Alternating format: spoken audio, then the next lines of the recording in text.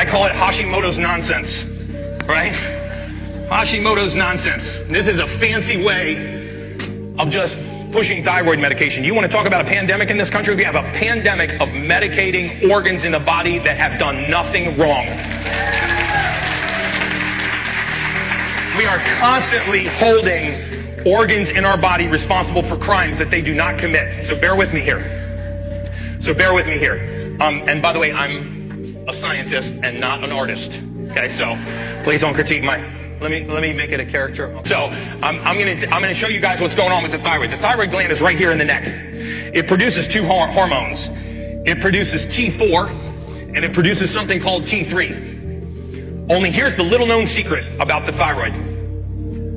It only produces 20% of this hormone of T3. Yet Hashimoto's is diagnosed as clinically low T3. It's also called hypothyroid.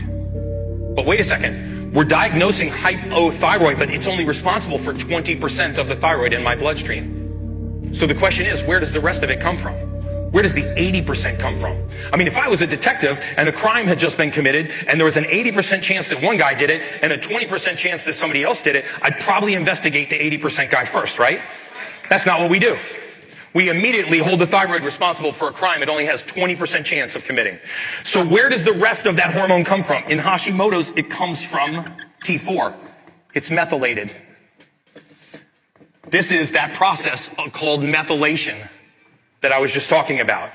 The raw material is T4. The body converts it into T3.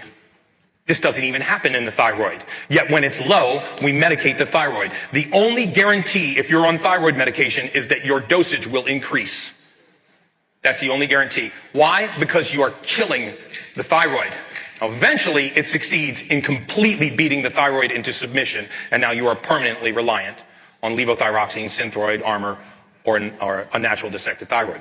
But if we understood that T4 is converted into T3 by the process called methylation, and that is the suite of B vitamins, pyridoxine, riboflavin, thiamine, niacin, and pantothenic acid, and if we put those back into the human body, it can start to perform this function again, and the thyroid disease goes away. People say it all the time, Gary, you cured my thyroid. I said, no, I didn't. There was nothing wrong with your thyroid. I fixed how your body uses the raw material.